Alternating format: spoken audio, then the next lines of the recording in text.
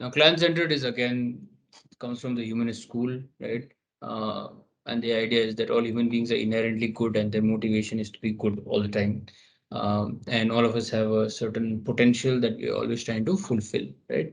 And find meaning. So the basic understanding foundation for client-centered therapy is that you have to have respect for the client and sort of trust in the client's ability to change and be completely supportive. You believe in freedom, choice, values, personal responsibility, autonomy, and meaning. So very similar to existential, but slightly different.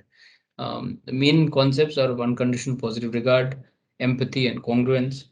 Unconditional positive regard is to accept the client without any conditions, right?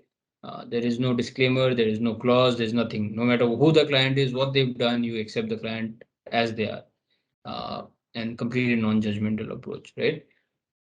It doesn't mean you approve of all that behavior, but you don't judge any of it. So you accept, but approval is not necessary, right? What the idea is that once you do this, then you give client the space to sort of explore themselves completely in your presence. Then you have empathy for them. That is, you sort of see the world from their point of view and then behave accordingly. You don't see the world from your point of view and then tell the client what is the right way to be, right? So you step into their shoes, you see the world how they see it, and then you try and explore all the possibilities of helping them develop. So you're sensitive to the needs, feelings, and circumstances. You have congruence, right? Which is be as genuine with the client as possible. So even if you don't agree with something, it's okay to say so.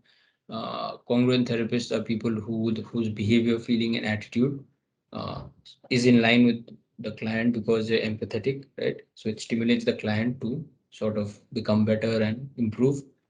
So Rogers believed that in the long run, client would respond favorably if the therapist is honest and congruent, knowing that the person is real and dedicated to the welfare and not just someone who's just pretending to just go along with it, right? No?